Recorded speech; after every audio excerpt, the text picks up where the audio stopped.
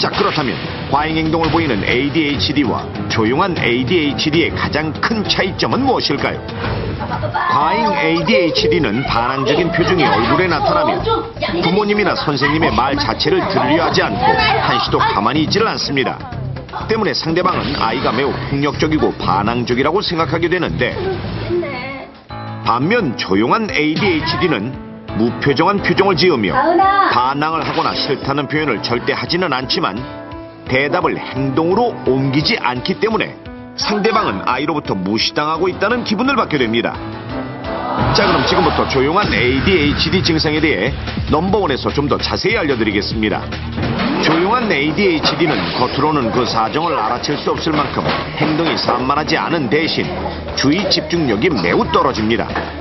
때문에 책상에 앉아있기는 하지만 수업 시간에 멍하니 창문을 바라보거나 딴 생각을 하는 경우가 많고, 30분이면 충분히 할 수 있는 과제를 2~3시간 동안 붙들고 앉아있어야 겨우 마칠 수 있으며, 시험 문제를 풀 때는 아는 문제임에도 불구하고 문제를 제대로 파악하지 못해 답을 맞히지 못하고 같은 문제를 반복적으로 틀리게 됩니다. 이러한 주의력 결핍 증상은 사람들과의 대화에도 영향을 끼칩니다.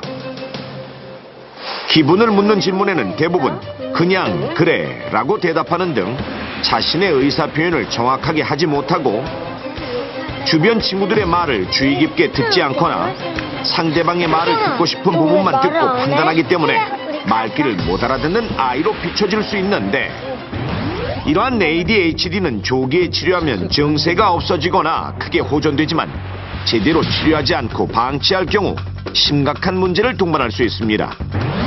저학년일 때는 학교 수업도 곧잘 따라가고 책상에 얌전하게 앉아있기 때문에 크게 문제가 없어 보일 수도 있지만, 학년이 올라갈수록 과제가 복잡해지면서 학습을 따라가기가 힘들어지고 친구들에 비해 뒤처진다는 사실에 스트레스를 받고 위축감을 느끼게 됩니다.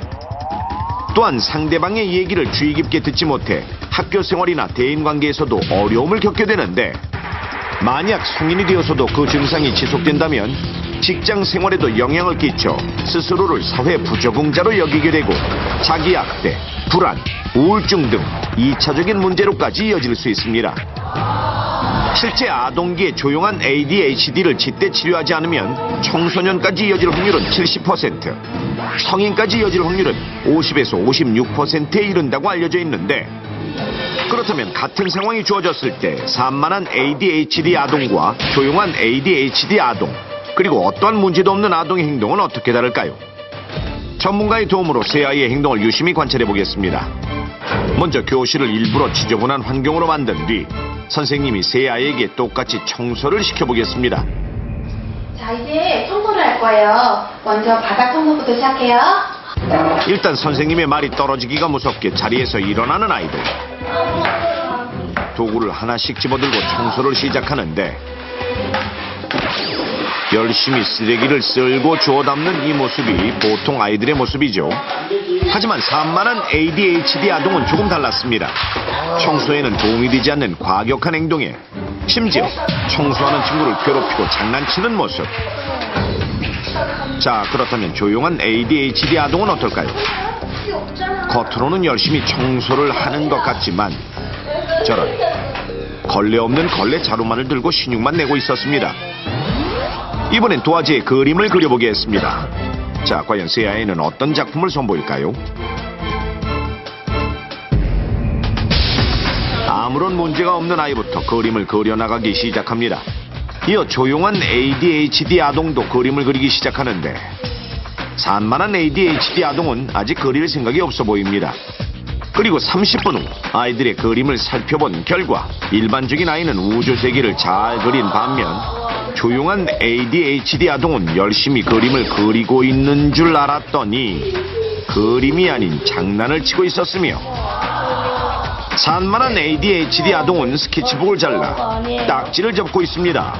어느새 딱지가 되어버린 스케치북. 이렇게 같은 그림 과제에도 각기 다른 성향을 보여주는 세 아이. 마지막으로 세 아이에게 국어 시험지를 나눠준 뒤 문제를 풀어보겠습니다. 시험지를 받자마자 열심히 풀어내려가는 일반 아동과 달리 문제를 읽기는 읽는데 집중이 되지 않는 듯 영 풀지를 못하는 조용한 ADHD 아동. 시험지를 이리 보고 저리 펼쳐보지만 문제를 꼼꼼히 읽지조차 못하는 모습입니다. 그런가 하면 산만한 ADHD 아동은 아예 관심을 두지 않습니다. 이처럼 산만한 ADHD는 반항심과 행동이 밖으로 표출되기 때문에 빨리 치료를 받을 수 있어 예후가 좋은 편이지만 조용한 ADHD는 겉으로 드러나지 않아 치료 시기가 늦어질 수 있고 경과 또한 좋지 않을 수 있는데, 자, 그렇다면 얼마나 많은 아동들이 조용한 ADHD를 겪고 있을까요? 전문가와 함께 초등학교 6학년 두 학급을 찾아가 조용한 ADHD 테스트를 진행해 보기로 했습니다. 이것은 미국 정신의학회에서 정한 진단 기준으로 조용한 ADHD 척도를 검사할 자가진단 테스트 용지. 질문지에는 주의력 결핍 증상에 해당하는 항목이 9문항으로 이루어져 있으며 답변자가 해당 문항에 예, 아니요를 체크하는 방식인데요. 증상 9가지 중 6가지 이상에 해당된다면 조용한 ADHD를 의심해봐야 합니다. 자, 과연 몇 명의 학생들이 조용한 ADHD로 의심되는 증상을 보일까요? 담임 선생님과의 면담 과정까지 종합해 총 50명의 학생 중 조용한 ADHD로 의심되는 6명의 학생을 대상으로 면밀한 검사를 진행해 보기로 했습니다. 먼저 뇌파 검사를 진행한 결과 6명 중 3명의 아이의 전두엽 기능이 저하돼 있었는데, 전두엽이란 집중력을 관장하는 곳으로 정상인에 비해 붉은색이 확연히 두드러지는 것을 볼 수 있습니다. 다음은 종합주의력 검사. 5가지의 검사 항목 중 하나라도 정상이 아닌 저하로 진단될 경우 조용한 ADHD로 진단할 수 있는데, 이번에도 역시 뇌파 검사에서 전두엽 기능 저하를 보였던 세 아이가 조용한 ADHD로 진단됐습니다. 생각했지만 그 결과가 생각보다 조금 심하게 나온 것 같아서 조금 마음이 좀 그래요. 결과는 조금 의외고 받아서. 혹시 우리 아이가 조용한 ADHD가 아닐까 걱정되시는 시청자분들 많으시죠? 지금부터 9가지 문항 중 주요 증상 5가지를 알려드릴 텐데요. 총 9개 중 6개 이상에 해당된다면 조용한 ADHD를 의심해봐야 합니다. 첫 번째, 자주 말을 해도 귀 기울여 듣지 않는 것 같다. 두 번째, 학습하거나 다른 일을 할 때 마무리를 못할 때가 많다.